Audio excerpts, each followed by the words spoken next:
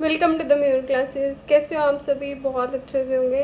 आज हम 4 थिंकर्स रहते हैं, चारों कंप्लीट कर देंगे। ये छोटे छोटे से थिंकर्स हैं, क्यों लटकाना काम को, है ना। ख़त्म करते हैं। रेंसिस लिकर्ड जो हैं, इनके की आइडियाज़ क्या थे? ये 4 मैनेजमेंट को बताते हैं, एक्सप्लॉयटेटिव और अथॉरिटेटिव को, बेलोवेंट और अथॉरिटेटिव, कंसल्टेटिव और पार्टिसिपेटिव ग्रुप को। एडवोकेट क्या है इसमें? एम्प्लॉय सेंटर्ड मैनेजमेंट और system for participated as most effective. 4 centred management system है और 4 पार्टिसिपेटिव जो बहुत इफेक्टेड है। इसमें ह्यूमन साइड ऑफ ऑर्गेनाइजेशन जो अलाइन करते हैं ह्यूमन रिलेशन थ्योरी के साथ। क्यों रिलेवेंस है? Promote participative and democratic work culture in bureaucracy. ये क्या करते हैं? प्रमोट करते हैं पार्टिसिपेटिव और डेमोक्रेटिक के वर्क कल्चर को। इनकरेज करते हैं decision making through census, useful in e governance and good governance models. अब हम इनके आइडियाज़ को कहाँ पे यूज़ करते हैं? ई गवर्नेंस में, गुड गवर्नेंस मॉडल्स में। करंट अफेयर के साथ लिंक किया जाए तो आजकल जैसे e governance, digital India, mission कर्म योगी, 3 टायर पंचायती राज, वहाँ पे हमें इनकी आइडियाज़ रिफ्लेक्ट होते हुए दिखते हैं। क्यों दिखते हैं? क्योंकि ये क्या कह रहे हैं, एक्सप्लोरेटिव और अथॉरिटेटिव की बात करें, बेलोवेंट, अथॉरिटेटिव, कंसल्टेटिव और पार्टिसिपेटिव ग्रुप की बात कर रहे हैं। तो पंचायती राज में 3 टाइप, पंचायती राज में भी तो यही है ना।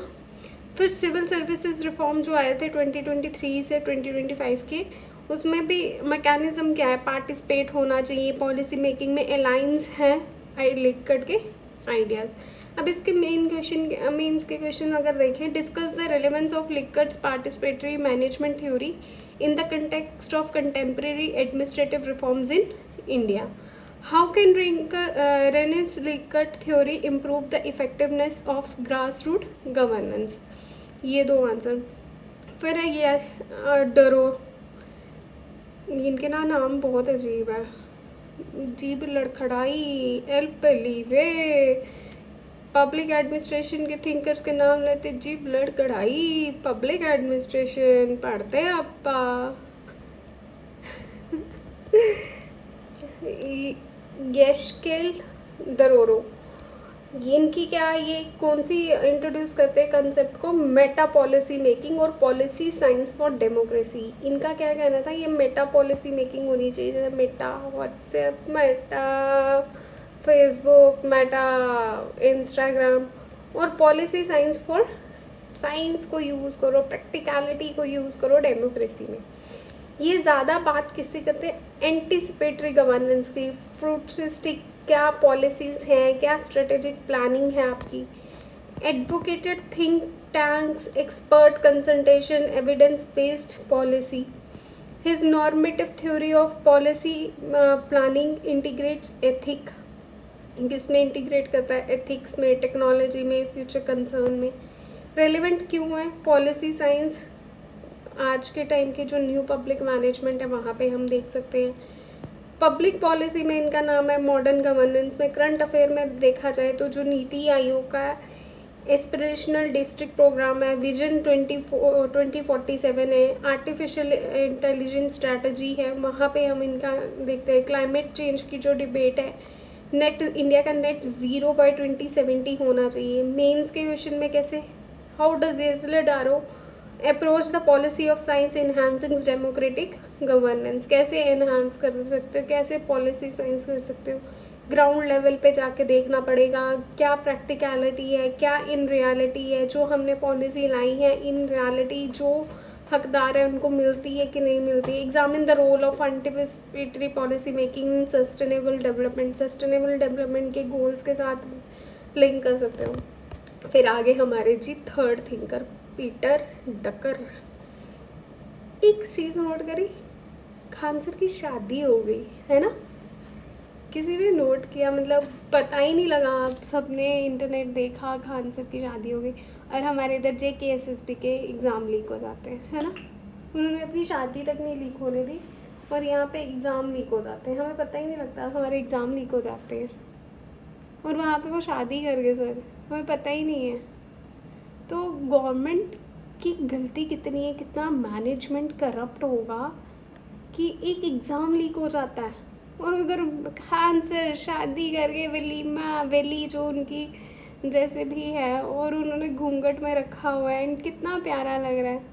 यार एग्ज़ाम लीक हो रहा है, क्या हो गया जी? JKSSB का ना SI का एग्ज़ाम लीक हो गया। भाई एग्ज़ाम लीक हो गया, कैसे लीक हो गया, क्यों लीक हो गया? आपकी अकाउंटेबिलिटी कहाँ पे है? सोचो खान सर, जिनके यहाँ मैनेजमेंट कितनी अच्छी होगी, खान सर से सीखना चाहिए। पहले तो ये जो बैठे हुए ना सर्विस स्टाफ सिलेक्शन बोर्ड में, इनको उठाओ और भेजो कैसे पेपर सेट होता है, कैसे नहीं बाहर लीक होता, कितने बच्चों का फ्यूचर बर्बाद हो जाता है मजाक में। हम मजाक देख रहे हैं कि हाँ खान सर की शादी लीक नहीं हुई, इधर पेपर लीक हो जाता है। सोचने वाली बात है, पहले ग्राउंड रियलिटी चेक करो।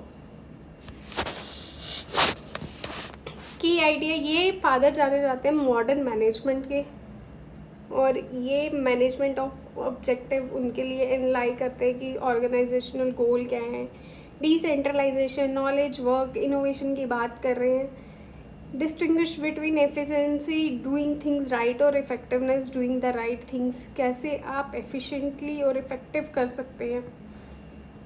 Public administration new public management में लगा सकते हैं, क्योंकि मॉडर्न के हैं फादर, तो ये न्यू पब्लिक एडमिनिस्ट्रेशन में ही आएगा, मैनेजमेंट में।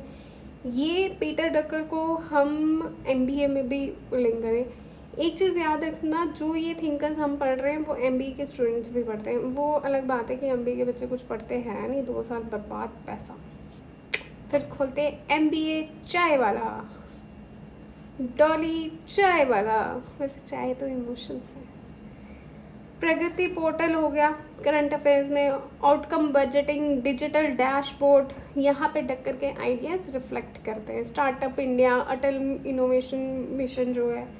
मेंस में देखा जाए तो डिस्कस कर सकते हैं Peter Drucker contribution to new public management, how can management by objective be implemented in new public administration for better performance. Last thinker Bhimrao Ramji Ambedkar, ये इंडियन थिंकर है, इंडियन कॉन्स्टिट्यूशन के आर्किटेक्ट हैं। ये किसको social justice, reservation, state intervention को के बारे में बात करते हैं। इनका मेन फोकस कहाँ पे, फर्टिनिटी, इक्वलिटी होनी चाहिए, कॉन्स्टिट्यूशन मोरालिटी होनी चाहिए, करप्शन नहीं होनी चाहिए, ब्यूरोक्रेटिक अकाउंटेबल होने चाहिए, पार्लियामेंट्री में डेमोक्रेसी अच्छे से होनी चाहिए। एथिकल में एथिकल गवर्नेंस में हम देख सकते हैं, अफर्मेटिव एक्शंस में देख सकते हैं, इम्पैक्ट क्या है स्ट्रक्चर ऑफ इंडियन एडमिनिस्ट्रेशन का, वहाँ पे देख सकते हैं। करंट अफेयर्स में देखा जाए तो caste census debates, EWS reservation में क्या किया हमने, एथिकली देखा ना, हमने इक्वालिटी की बात की। EWS रिजर्वेशन किसकी बात करता है, इकोनॉमिकली वीकर सेक्शंस की, वो क्या है, 10% quotas for those who are not included in SC, ST and OBC and other categories. ये एम्पावरमेंट की बात कर रहे हैं, शेड्यूल कास्ट और शेड्यूल ट्राइब के, उनके लिए पॉलिसीज़ लाने की बात करता है। ये सोशल इक्वलिटी, कॉन्स्टिट्यूशनल मोरालिटी की बात करता है। CAA और NRC के जैसे फॉर्मूलाज डिबेट हो रही हैं। मेंस के क्वेश्चन देखा जाए तो डॉक्टर BR अम्बेडकर किसकी बात करते हैं, सोशल जस्टिस की फाउंडेशन है ये इंडियन एडमिनिस्ट्रेशन सिस्टम के, उसके बारे में डिस्कस करो। How does Ambedkar's ideas of constitutional morality guide contemporary public administration in India, इनका तो पता ही होना चाहिए। ये समरी टेबल है जिससे जल्दी याद हो जाए अगर हो सके तो, ठीक है। उनके क्या कोर कंसेप्ट क्या था, लिंक कैसे कर सकते हैं और ऑप्शनल में कहाँ कहाँ आ सकता है, ठीक है। दैट ये ख़त्म हो गए अब थिंकर्स। अब हम करेंगे इंट्रोडक्शन ऑफ पब्लिक एडमिनिस्ट्रेशन, फिर वो टॉपिक्स उठाते जाएंगे। अब ना बहुत इजी समझ आता जाएगा, पर ये थिंकर्स को जो है 2 बारी 3 बारी 4 बारी, एक बारी थिंकर बैठ के ना दिमाग में, आज मतलब 20-25 हमने थिंकर्स कर लिए ना इस सीरीज़ में, जितने भी थिंकर्स हुए हैं 20 तक तो हो ही गए। ये थिंकर्स अगर आपने अच्छे से पढ़ लिए ना, आधे से ज़्यादा आपकी पब्लिक एडमिनिस्ट्रेशन समझो ख़त्म हो गई। You have finished your 50% of your syllabus. और 50% ये मानो आप ये थिंकर्स की थ्योरी, एक कोट, एक नाम भी किसी भी इकोनॉमी में डाल दोगे, एथिक्स में डाल दोगे, एसे में डाल दोगे, गवर्नेंस में डाल दोगे, डिज़ास्टर में डाल दोगे, कहीं पे भी डाल दोगे, आपके आंसर की वेटेज ऑटोमेटिकली बढ़ जाएगी। That's it, thank you very much, bye, take care, Radhe Radhe, Shyam मिला दे।